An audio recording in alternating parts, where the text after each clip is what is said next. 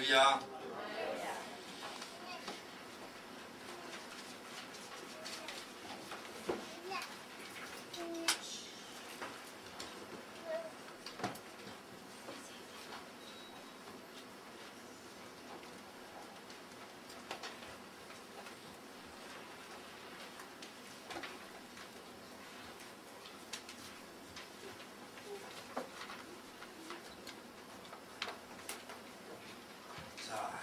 오늘 말씀을 함께 읽겠습니다. 오늘 말씀은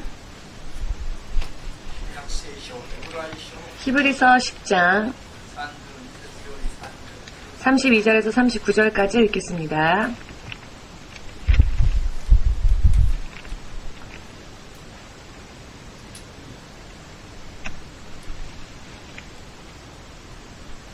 다 찾으셨습니까?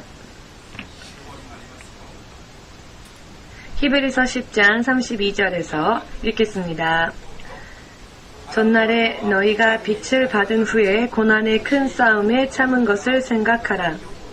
혹 비방과 환난으로서 사람에게 구경거리가 되고 혹 이런 형편에 있는 자들로 사귀는 자 되었으니 너희가 갇힌 자를 동정하고 너희 산업을 빼앗기는 것도 기쁘게 당한 것은 더 낫고 영구한 산업이 있는 줄 압니다.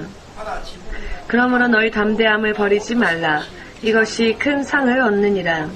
너희에게 인내가 필요함은 너희가 하나님의 뜻을 행한 후에 약속을 받기 위함이라. 잠깐 후면 오실 이가 오시리니 지체하지 아니하시리라. 오직 나의 의인은 믿음으로 말미암아 살리라. 또한 뒤로 물러가면 내 마음이 저를 기뻐하지 아니하리라 하셨느니라. 우리는 뒤로 물러가 침륜에 빠질 자가 아니요 오직 영혼을 구원함에 이르는 믿음을 가진 자니라. 아멘.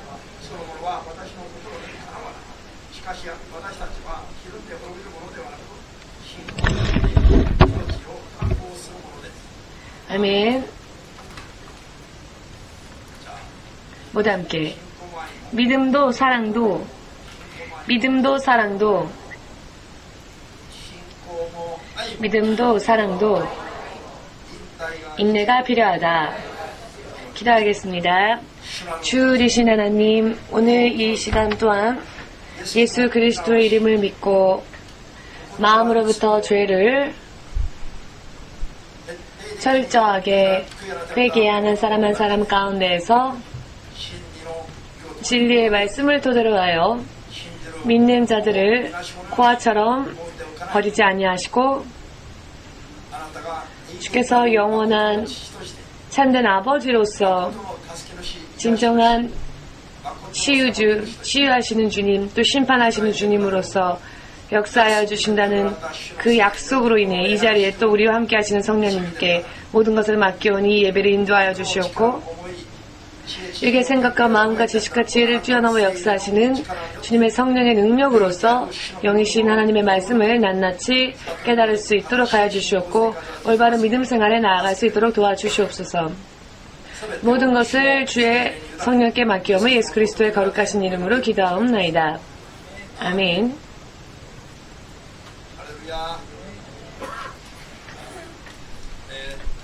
제2차 세계대전 후 제2차 세계대전을 일으킨 장본인이라 할 수 있는 독일의 히틀러가 있습니다. 전 유럽과 구소련까지 침공해 와서는 그 세력을 점점 일제히 확대시키고 확장시키고 있었지요. 그들의 세력을 멈추게 할 수 없다 할 정도로 대단한 속도로 또 대단한 힘으로 그들이 침공하려고 하는 지역들을 침공하기 시작했습니다. 그러나 노르망디 상륙 작전, 유엔군에 의한 노르망디 상륙 작전이 시행되어지려고 하였을 때 독일의 정보 당국도 그 노르망디 상륙 작전에 대한 정보를 손에 넣고 그것을 히틀러에게 보고하려고 하였답니다. 그러나 보좌관이 히틀러에게 그것을 보고하려고 하였던 그때 히틀러는 꿀잠을 자고 있었답니다. 낮이었습니다마는 꿀잠을 자고 있었답니다. 히틀러의 성격은 언제나 평소 때 히틀러의 성격이 어떠한지를 너무나 잘 알고 있었던 보좌관. 낮잠을 자는 히틀러를 깨울 수가 없었습니다. 만일 그를 깨운다면 정말로 큰일이 날 것이 뻔하기 때문에 히틀러의 성격은 금세 화를 냈던 그런 사람이었다는 것을, 금세 혈기를 부리고 금세 격노하는 자임을 알았기 때문에 꿀잠을 자고 있는 히틀러를 깨우면 그 보고 내용에 대해서는 먼저 알려고 하지도 않은 채 화를 낼 것이 뻔하기 때문에 히틀러가 깰 때까지 그 보좌관이 계속 기다렸답니다. 기다리고 그 보고를 하였을 때에는 이미 연합군 상륙 작전은 끝이 난 뒤였답니다. 히틀러의 그와 같은 성격이 모처럼 전 유럽을 손에 넣은 것처럼 보였던 그 모든 것을 다 잃게 만드는 계기가 되었다는 것. 이와 같은 이야기가 전해져 내려오고 있습니다. 이것뿐만이 아니라 그의 그런 기질은, 그의 그런 성격은 그 스스로를 파멸에 초래하고 말았지요. 사람의 인생에도, 그리고 믿음에도, 사랑에도 이 인내, 깊이 인내한다고 하는 것은 굉장히 대단한 능력을 발휘하는 원동력이 된다는 것. 이것을 크리스천들 가운데서도 혹은 불신자들의 역사 가운데서도 이와 같은 점은 확실하게 증명되어지고 있음을 알 수 있습니다. 일본에서 유명한 도쿠가와 이에야스 장군, 그와 함께 비교되어지고 있는 도요토미 히데요시 혹은 오다 노부나가, 이 세 장군이 있습니다만 이 세 장군은 일본 전국시대 때 영웅들이었습니다. 강력한 리더십을 가지고 있었던 자는 도요토미 히데요시라 알 수 있습니다. 그는 초강력한 그와 같은 리더십을 겉모습으로 볼 때 가지고 있었습니다. 유명한 일화를 여러분들도 아시지요? 다시 한번 소개시켜드린다면, 꾀꼬리가 울지 않으면 울지 않으면 죽이겠다. 그리고는 문제를 해결하겠다. 이런 참 어떻게 보면은 참 마음이 든든해질 수도 있는 그런 거침이 없는 사람이라 할 수 있겠습니다. 그런데 오다 노부나가는 울지 않는다면 울게끔 만들겠다라고 말을 합니다.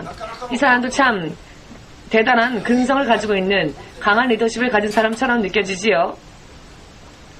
그런데 도쿠가와 이에야스는 이 두 사람과는 틀리게 그는 명장이었습니다만, 장군이었지만은 그는 울지 않는다면 울 때까지 기다리겠다라고 하는 말을 남깁니다.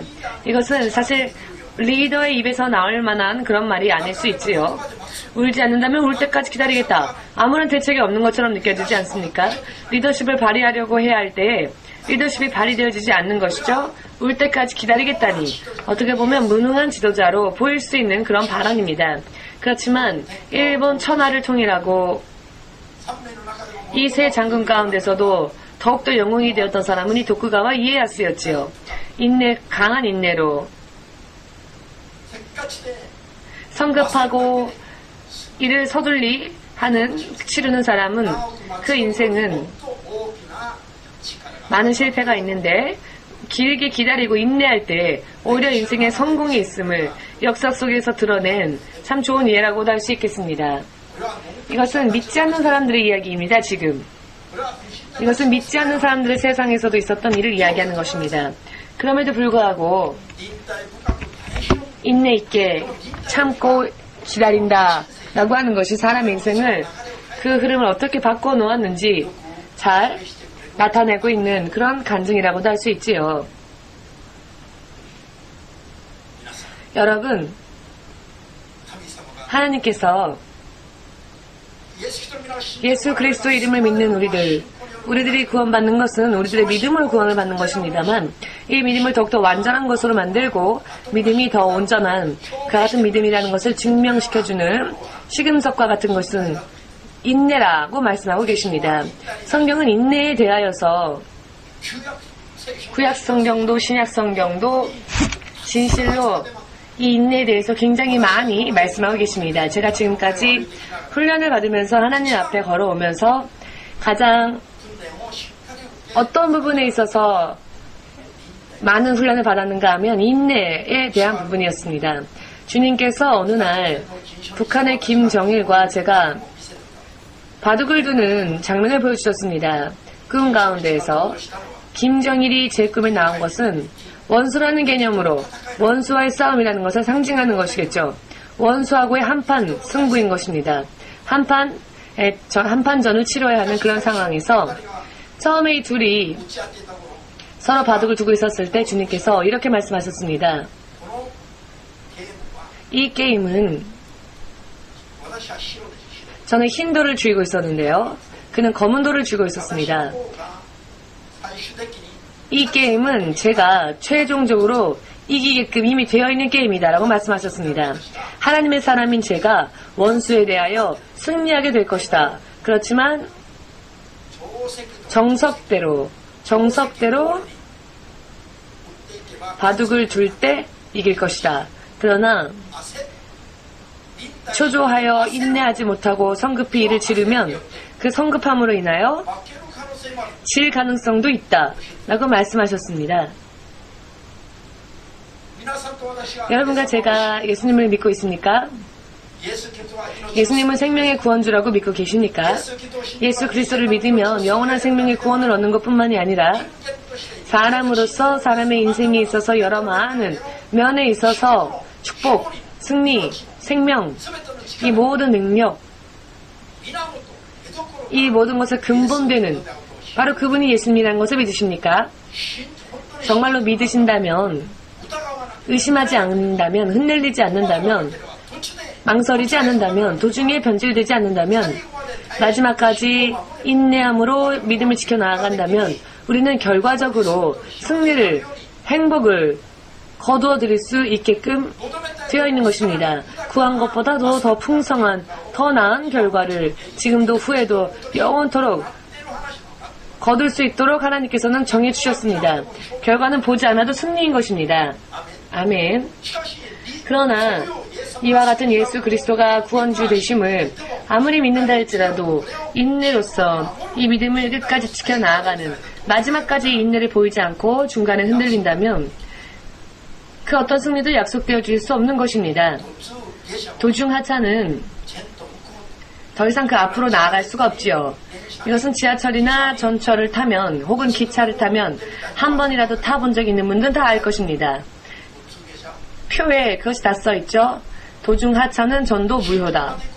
예를 들어 신주쿠까지 가는 티켓을 샀다고 해서 무조건 신주쿠까지 갈 수 있는 게 아니죠. 만일 도중에 잘못하여서 모르고 내렸다면 신주쿠까지의 티켓을 샀다 할지라도 더 이상 그 티켓은 쓸 수가 없게 됩니다.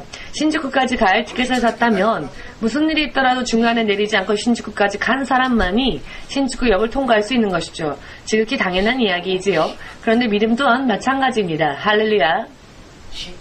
믿음이 있느냐 혹은 사랑이 있느냐 이것을 시험할 수 있는 것은 기다리게 해보면 인내하고 기다리느냐 혹은 기다리게 만들면 싫어서 도중에 그만두거나 포기하느냐 이것을 보면 정말로 믿음이 있는지 혹은 정말 하나님을 사랑하는지 그것을 금세 알 수 있을 것입니다.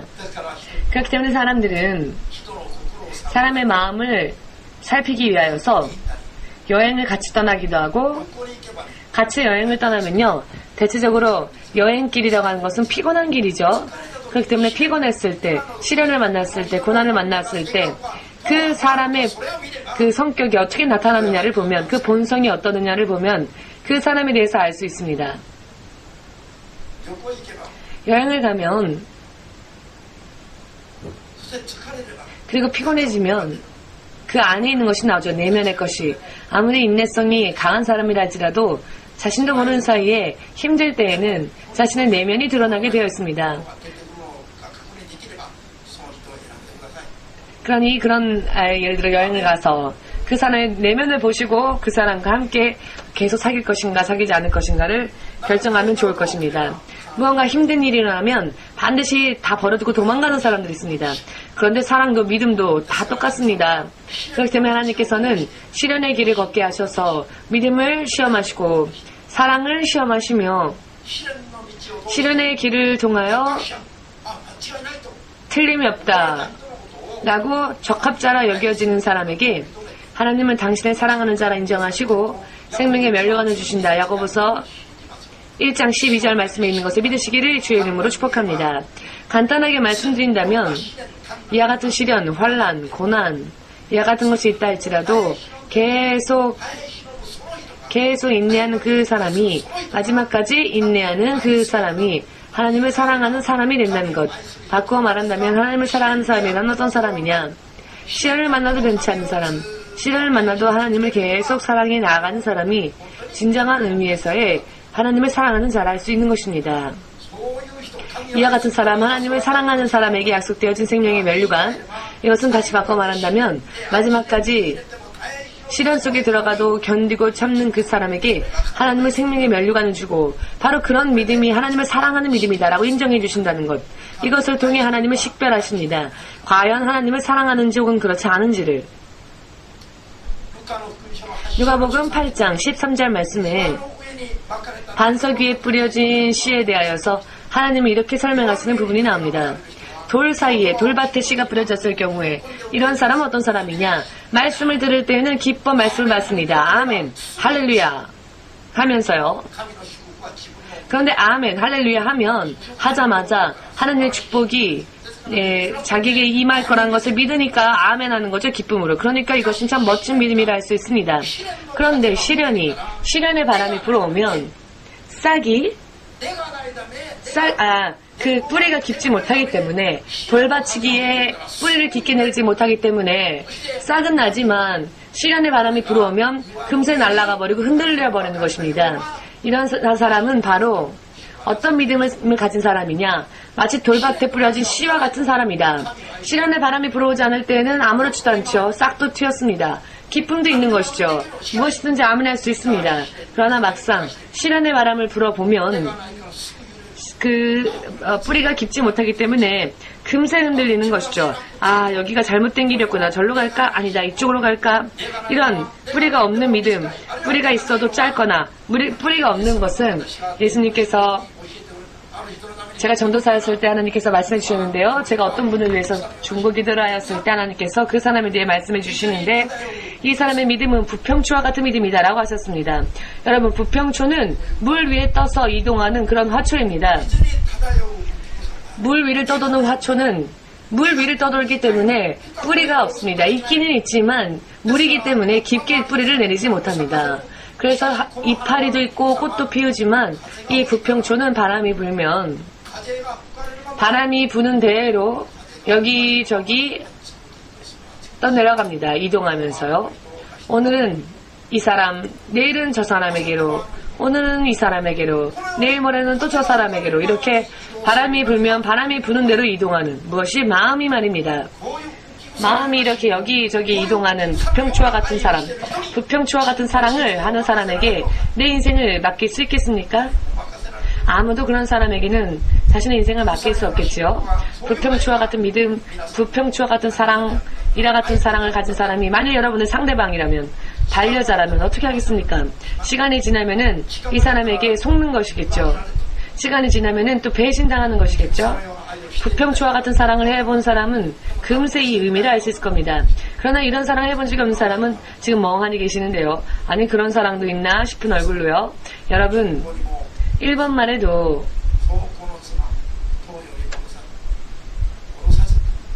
자,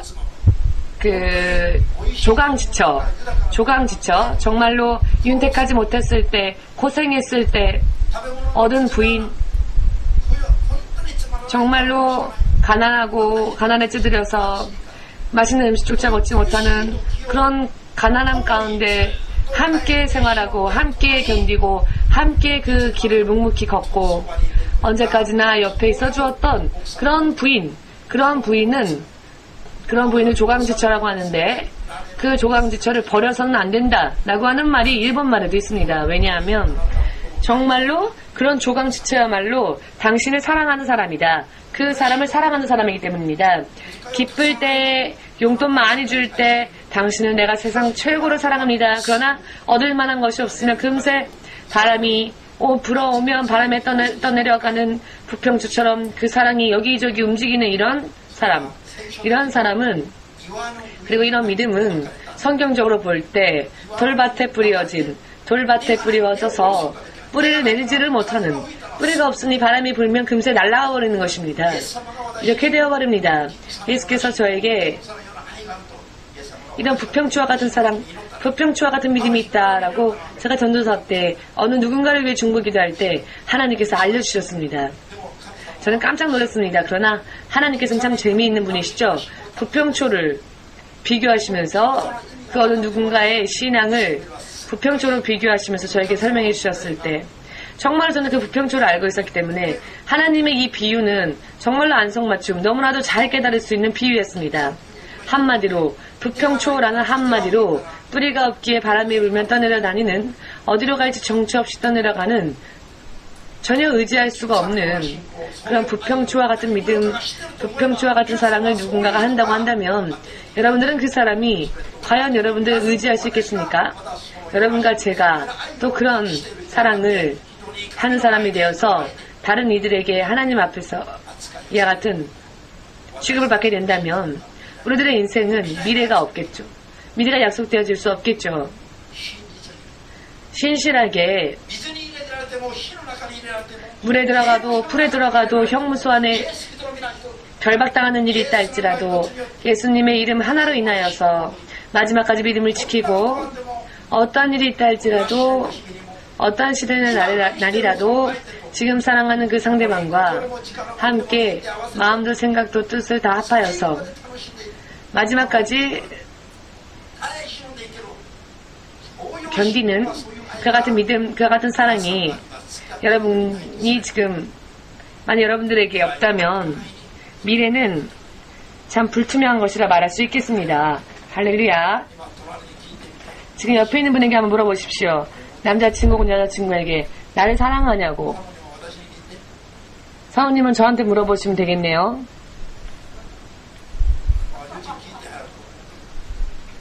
빨리 물어보십시오.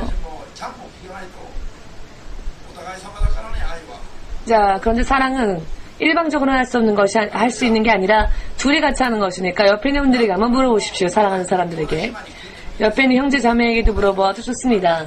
형제로서 하나님 안에서 나를 자매로서 혹은 형제로서 사랑하고 있는지, 혹은 마음속으로는 미워하고 있는지, 혹은 입으로는 사랑한다 하면서도 바깥에 나가면 모르는 척 하는지, 그런 분들이 가끔 있지요.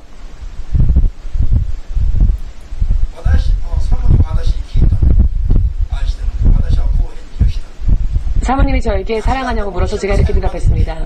무슨 일이 있어도 마지막까지 같이 가서 무덤 파서 같이 자신들의 있는 관 속에 자 흙을 퍼넣읍시다. 즉 같이 죽자, 한날에 같이 죽자, 이런 뜻이죠.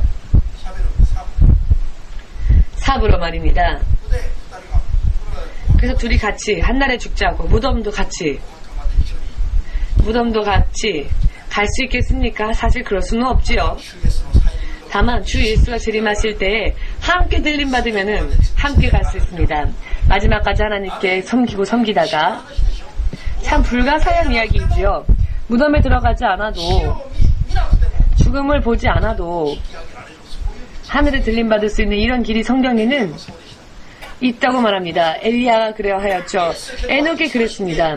예수 그리스도는 한 번 죽으셨지만 부활하시고 두 번 다시 죽지 않으시는 부활의 육신으로 하늘로 가셨습니다. 바로 이분들은 우리들의 모델입니다. 마지막 때를 사는 신자들은 이와 같은 믿음을 가져야 할 것입니다. 오늘 밤 하나님의 나팔 소리가 들려올 때 이것을 들은 사람은 들림받을 것입니다. 들림받으면서 그 육신이 영원히 썩지 않는 부활의 몸으로 바뀌게 될 것입니다. 어떤 사람은 이런 생각할지 모릅니다. 아, 이젠 다 지겹다, 질렸다. 그런데 이 지겨운 사람하고 함께 또 들림받고 천국에서 영원토록 같이 산다면 정말 못 견딜 것 같은데, 혹시 이런 분 계십니까? 자, 사람은 속일 수 있어도 성령은 못 속이지요. 그러나 자, 지금 여기는 신혼부부를 보니까 정말 둘이 사랑하는 것 같습니다. 3주 동안 떨어져 살았다가 다시 만났을 때 보니까 얼굴이 반이 말라 있었네요. 밥을 못 먹었냐고 물어봤더니 밥도 많이 먹었고 음식도 잘 만든답니다.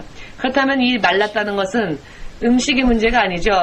사랑하는 사람과 3주 동안 일 때문에 떨어져 살았기 때문에 사랑하는 사람이 곁에 있지 않는 이유만으로 이렇게 말랐던 것이죠. 이것으로 증명이 되었네요. 정말 둘이 사랑한다는 것을. 자, 부인이 올 때까지는 교회에서 매일매일 기도했는데 부인이 다시 돌아오자마자 그날부터 기도에 오지 않게 되었습니다. 그렇지만 이런 정말 상대방을 사랑하는 이런 사랑이 있다면 안심할 수 있다는 이야기를 저는 하고 싶은 것입니다. 또 일 때문에 떨어진다 할지라도 사랑하는 마음은 변치 않을 테니까요. 사랑은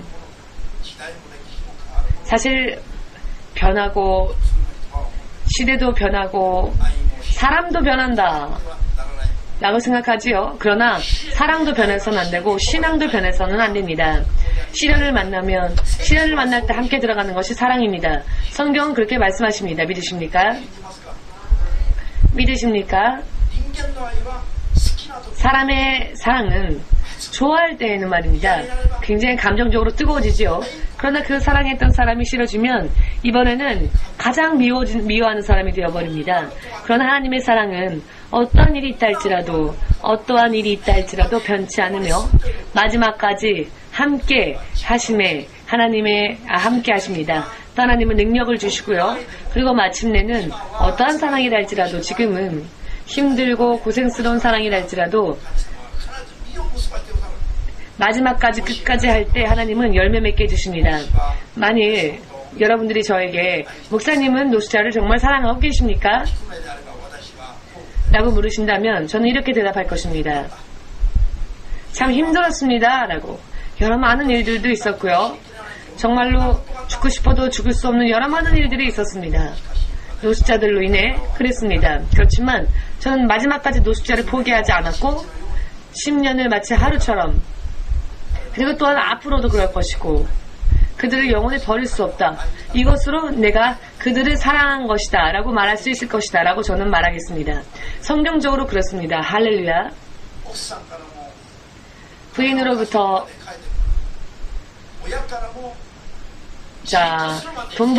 자립할 때까지는 돌아오지 마라. 부모들도 형제들도 자립할 때까지 돌아오지 말라. 이렇게 가족에게조차 버림받은 노숙자들, 그리고 같은 가족이면서도 불구하고 함께 교제하려 하지 않는 그런 노숙자분들, 이 나라의 정부도 일본 국민을 버렸죠. 공원에서 사라져 주기를 바랄 뿐입니다. 저 강가 주변에 천막 치고 사는 것을 싫어하지요. 그러면은 일본해로 뛰어들란 얘기입니까? 우리는 그들을 진정으로 사랑했다라고 말할 수는 없을지 모르겠지만 그러나 저들을 위해서 우리의 인생을 투자하였죠. 감정적으로 기쁘고 춤추고 했던 것은 아닙니다. 매일매일 힘들고 또 고생스러웠지만 마지막까지 그들을 포기하지 않았습니다. 앞으로도 육신을 떠나는 순간까지 저들에 대하여서 복음을 전파하는 사역을 포기하지 않을 겁니다. 그리고 이것으로써 하나님의 사랑이 실천되어졌고 하나님에게 제가 저들을 사랑했노라고 말할 수 있으리라 저는 생각합니다. 왜냐하면 하나님이 그것이 사랑이라고 가르쳐 주셨기 때문입니다. 정말로 처음에 사모님과 제가 둘이서 이 노숙자 전도를 시작하였을 때 냄새로만 따지자면 요코타에서 노숙자 전도를 하기 위하여서 그 음식물들을 가지러 가기 위하여서 요코타에 갔었을 때 초창기 때 말입니다.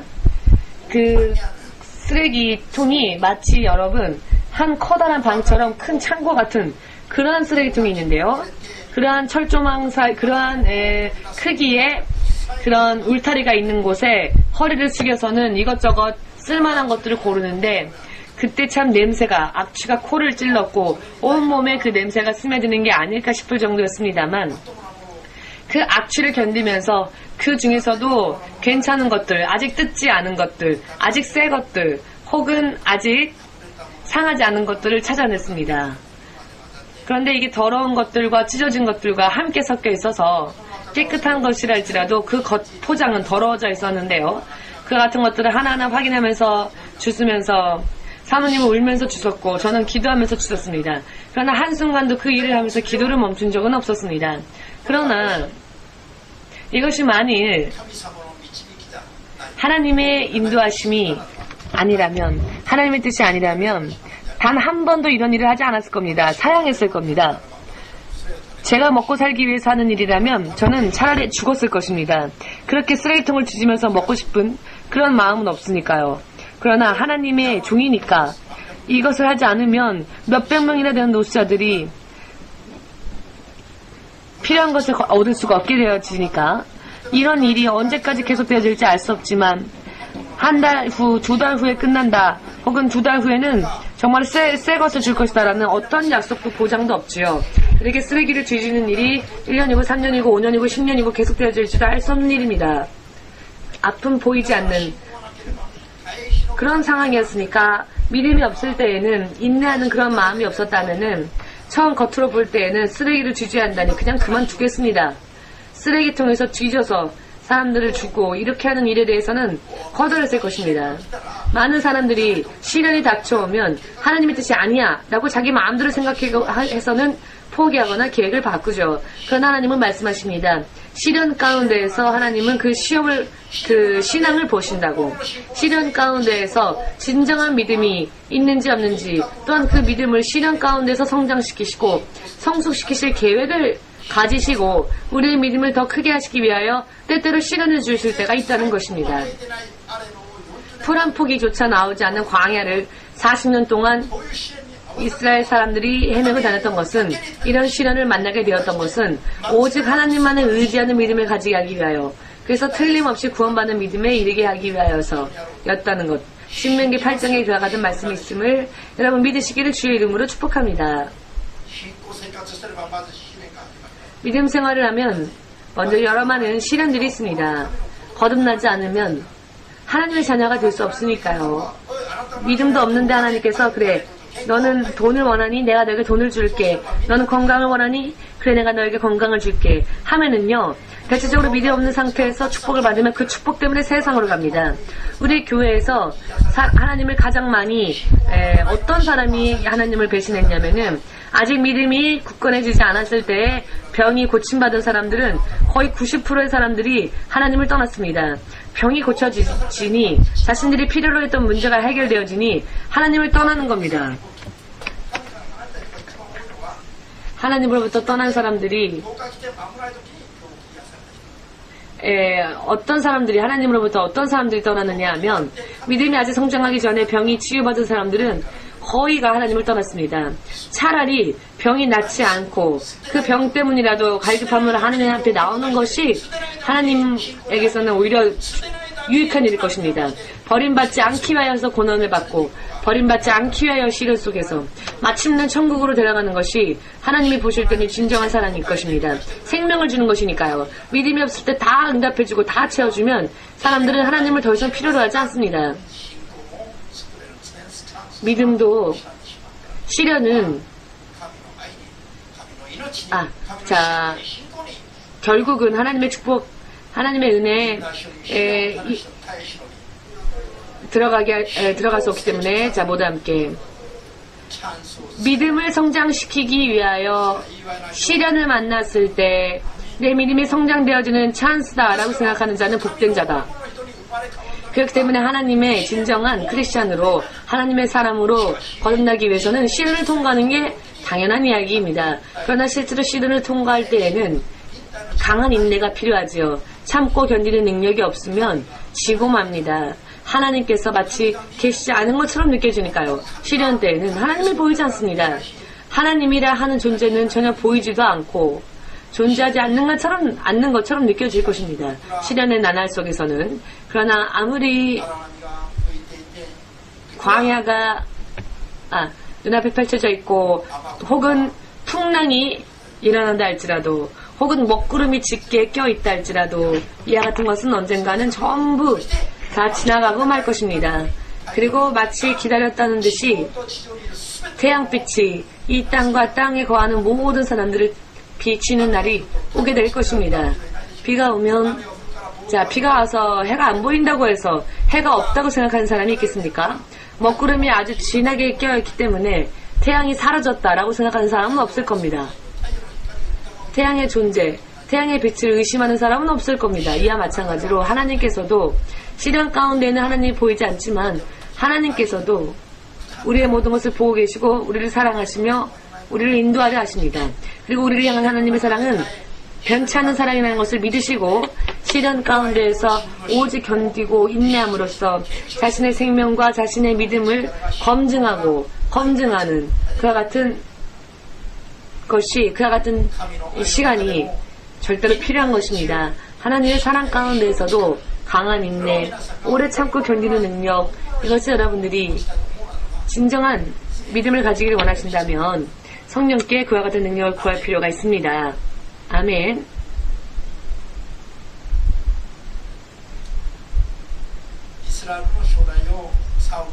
이스라엘 초대 왕이었던 사울이라는 사람은 사울은 7일 동안 기다려라. 그 당시의 예언자였던 사무엘에게 7일 기다려라 라고 말을 하지요. 7일 동안 기다려라 라고 말을 합니다. 그러나 7일 동안 기다리다 보니까 블레셋 군대들은 점점 포위해 오고 있고 이것이 두려워진 백성들은 사울 왕으로부터 점점 도망가기 시작했습니다. 그리고 이제 7일째가 다 되었는데도 하나님의 종 사무엘은 나타내려 좀처럼 모습을 드러내지 않았죠. 초조해져 버린 사울 왕이 왕으로서는 해서는 안 될 예언자 사무엘이 해야 할 하나님의 종이 해야만 할 그 일, 즉 하나님 앞에 제단을 쌓고 하나님 앞에 제물을 드리는 것을 사실은 이것은 제사장만이 해야 할 일인데 사울이 해버리고 말았죠. 제단을 쌓고 희생 제물을 드리고 다 끝냈더니 그 후에 바로 사무엘이 도착하였습니다. 그리고 사울 왕을 사무엘이 질책하지요. 왕이시여, 당신은 왜 당신이 해서는 안 될 일을 하나님 앞에 행하여 왕으로서는 해서는 안 될 일을 주의 종이 해야 할 일, 예언자가 해야 할 일을 왜 당신이 당신 마음대로 행하여 하나님 앞에 죄를 범했습니까? 라고 질책을 합니다. 그랬더니 사울이 말하기를 당신이 오기로 약속한 날은 점점 날짜는 점점 꽉 차오는데 당신은 모습을 드러내지도 않고 블레셋 군대들은 점점 포위해 오고 백성들은 점점 떠나고 도망가고 있으니 너무나 두려워졌고 아직 하나님께 예물을 드리지 않았음을 내가 생각하였기에 제가 그래서 할 수밖에 없었습니다. 조금 더 기다렸더라면 7일 안에 왔었을 텐데 보고 느낀 대로 판단한 대로 자기가 생각한 대로 육의 생각으로 판단하여서 해서는 안 될 일을 해서 사무엘은 올 것인데 오지 않는다고 생각하고는 그 인내가 부족함으로써 자기 마음대로 재물을 드려버렸기 때문에 이것이 결국 그 왕의 자리가 다윗에게 옮겨지고 자신은 왕의 자리에서 내쫓겨나는 계기가 되어버렸습니다. 부족했던 인내로 인해 사울은 왕의 자리를 스스로 놓치게 됩니다. 이 말씀을 깊이 깨달으셔서 인내함에 대하여서 가볍게 생각하지 마시고 크게 깨달으시기를 예수님의 이름으로 축복합니다. 아멘.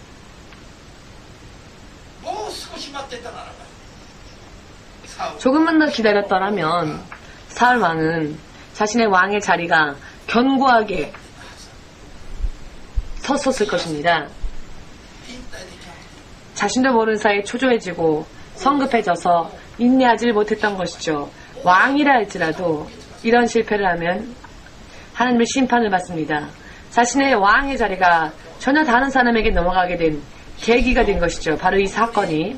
그러나 욥이라 하는 사람은 정말로 자신의 자녀가 모두 재산으로 인해 죽고 재산도 날아가고 그리고 부하들도 살해당하고 남은 것이라곤 자기의 알몸 하나밖에 없는데 심한 피부병에 걸리게 되어서 발끝에서 머리까지 이 기왓장, 깨진 기왓장으로 긁고 긁어도 온몸이 가려워서 견딜 수 없는 피부병.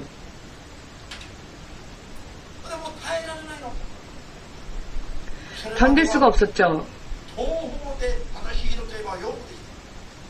그 전까지만 해도 동방에 의인하면 욥이었습니다.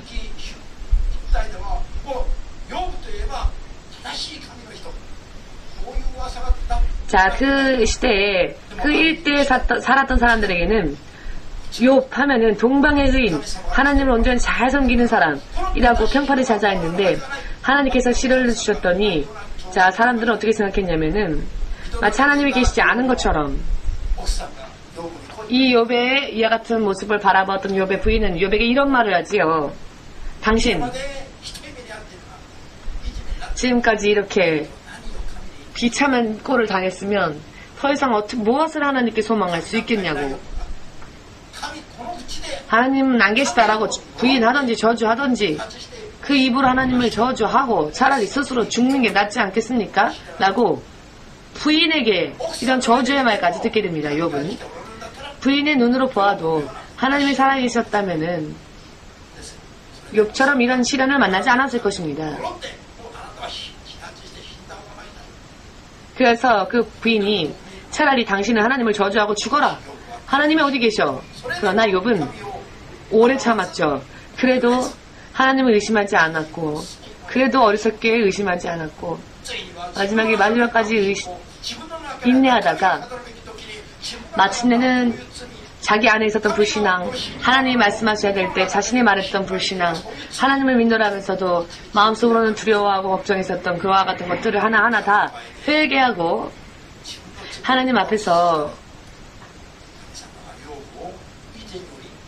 자신의 죄를 고백하였더니 하나님은 욥을 그 이전보다 2배의 축복으로 윤택하고 풍성하게 그를 만들어 주셨습니다. 모두 함께 기다리면 자, 다시 한번 말씀드리겠습니다. 기다리면 쥐구멍에도 볕들 날이 있다. 기다리면 이것은 인내를 말합니다. 인내.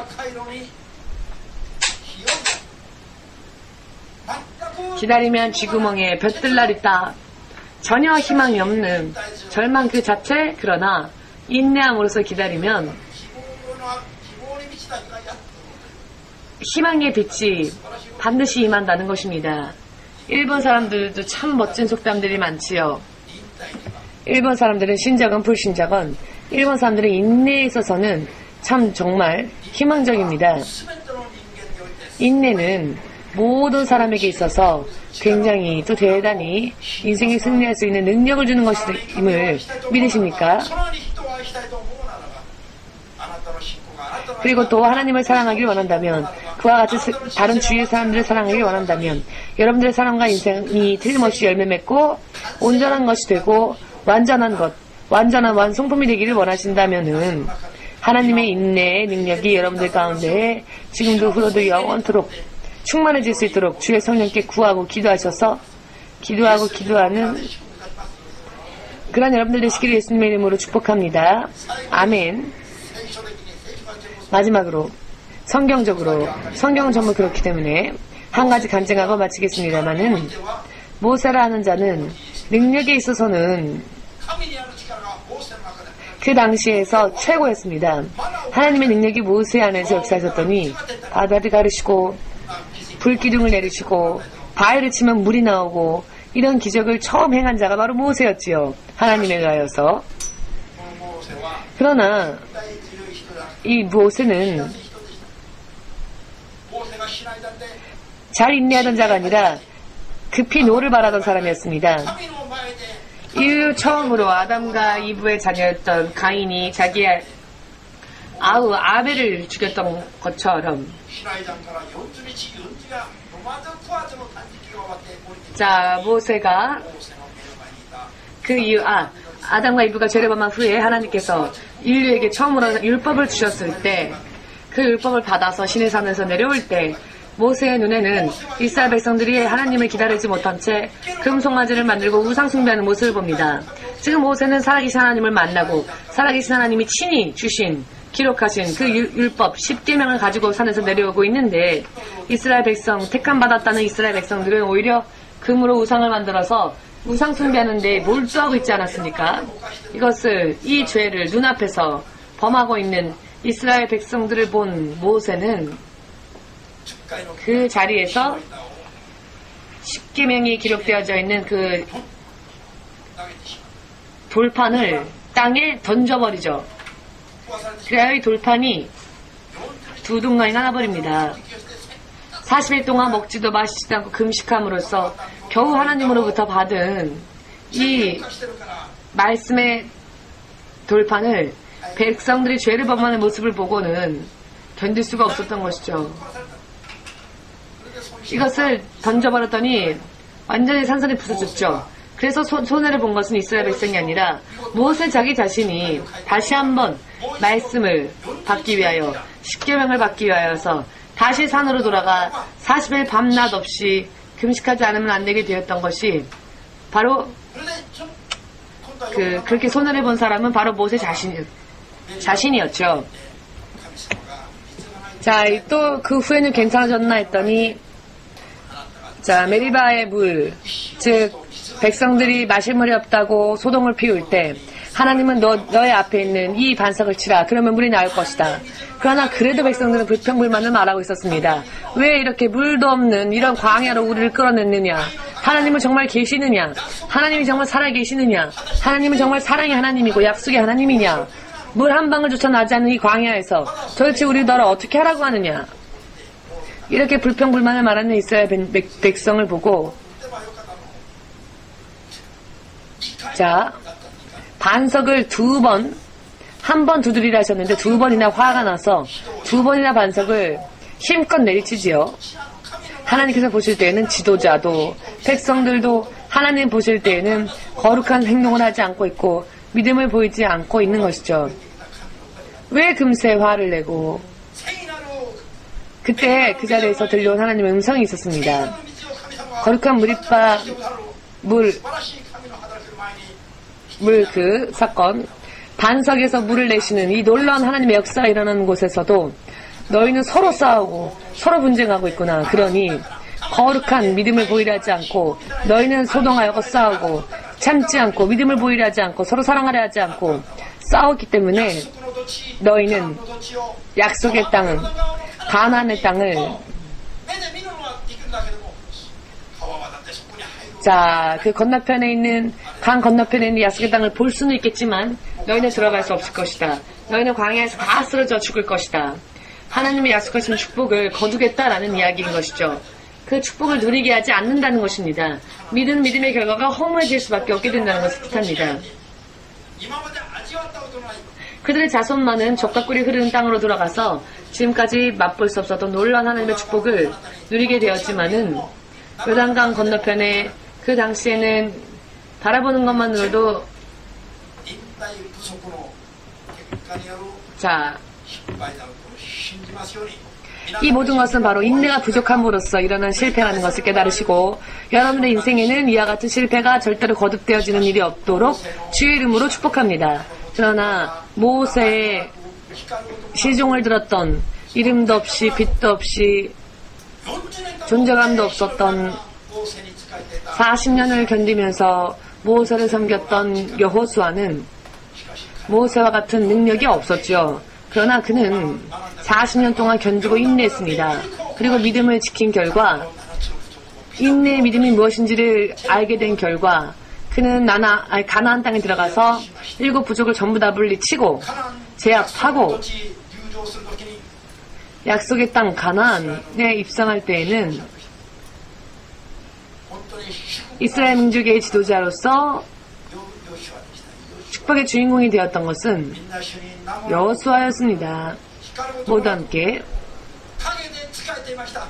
빛도 없고 이름도 없고 그저 보이지 않는 곳에서 섬기고 일했지만 40년 동안 인내하고 견뎠던 인내의 결과 약속의 땅을 거두는 주인공이 되었다. 그게 누구라고요? 여호수아. 저도 여호수아 같은 믿음이 되고 싶어요 라고 생각하시는 분이 계시다면 여호수아 본받아 40년이 아니라 400년이 아니라 시간도 때도 말할 수 없다 할지라도 마지막까지 하나님의 약속을 오직 인내함으로써 쫓아가고 지키고 나아가서 마침내 승리하는 여러분들 되시기를, 그렇게 되고자 원하시는 분들은 마지막으로 아멘으로 주님 앞에 고백하며 박수로서 영광 돌립시다. 하나님의 약속은 지금 사람에게도 이 후의 사람에게도 영원토록 변치 않고 임할 것입니다. 즉 하나님의 약속은 생명과 승리와 축복이시며 믿는 자에게 그것을 허락하십니다. 자, 그러면 마치겠습니다.